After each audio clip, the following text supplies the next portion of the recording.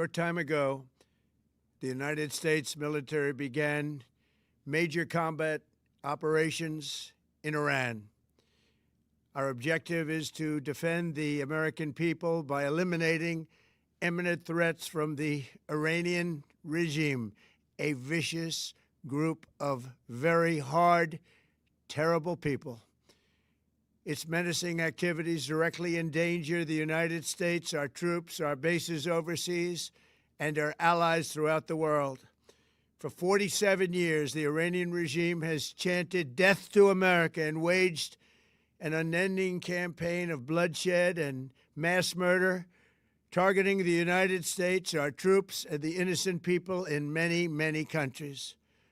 Among the regime's very first acts was to back a violent takeover of the U.S. Embassy in Tehran, holding dozens of American hostages for 444 days.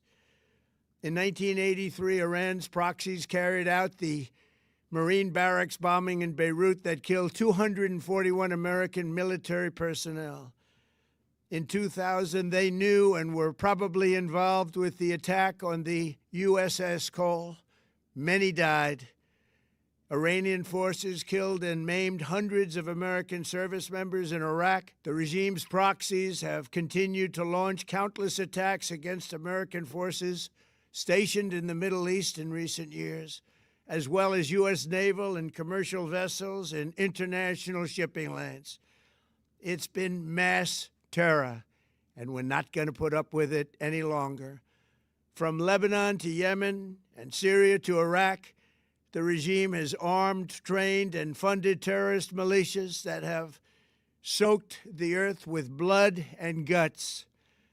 And it was Iran's proxy, Hamas, that launched the monstrous October 7th attacks on Israel, slaughtering more than 1,000 innocent people, including 46 Americans, while taking 12 of our citizens hostage. It was brutal, something like the world has never seen before.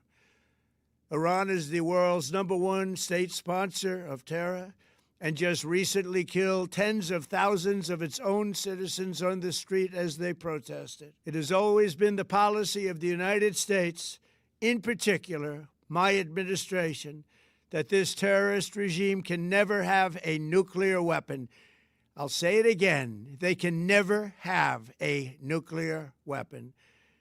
That is why in Operation Midnight Hammer last June, we obliterated the regime's nuclear program at Fordow, Natanz, and Isfahan.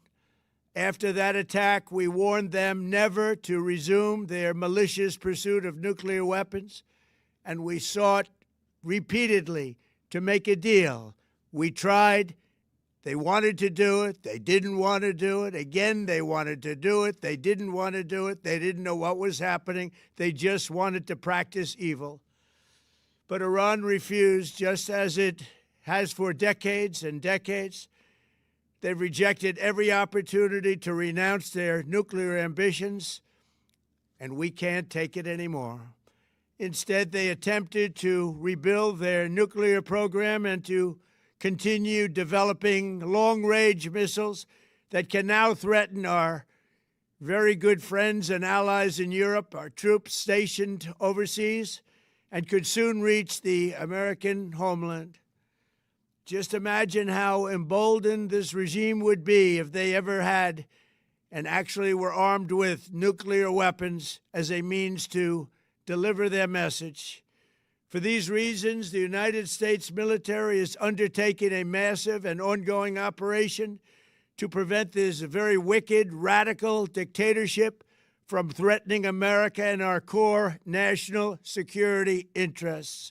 We are going to destroy their missiles and raise their missile industry to the ground. It will be totally, again, obliterated. We're going to annihilate their Navy. We're going to ensure that the region's terrorist proxies can no longer destabilize the region or the world and attack our forces and no longer use their IEDs or roadside bombs, as they are sometimes called, to so gravely wound and kill thousands and thousands of people, including many Americans. and we will ensure that Iran does not obtain a nuclear weapon. It's a very simple message. They will never have a nuclear weapon. This regime will soon learn that no one should challenge the strength and might of the United States Armed Forces. I built and rebuilt our military in my first administration, and there is no military on earth even close to its power, strength, or sophistication.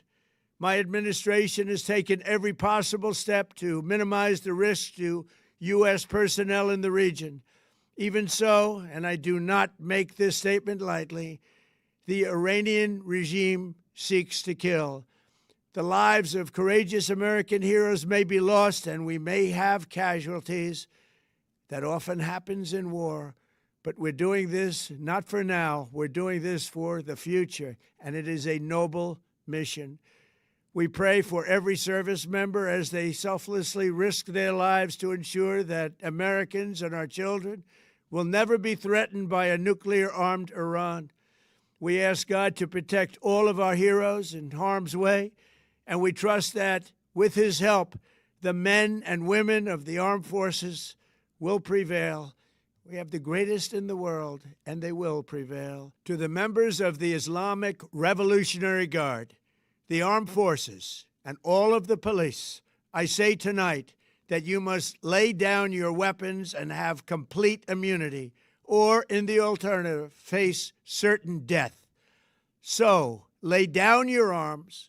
You will be treated fairly with total immunity, or you will face certain death. Finally, to the great, proud people of Iran, I say tonight that the hour of your freedom is at hand. Stay sheltered. Don't leave your home. It's very dangerous outside. Bombs will be dropping everywhere. When we are finished, take over your government. It will be yours to take.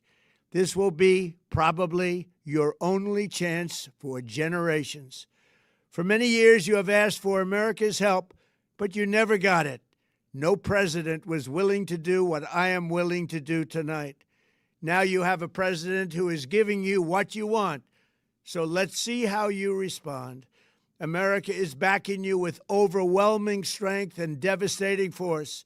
Now is the time to seize control of your destiny and to unleash the prosperous and glorious future that is close within your reach.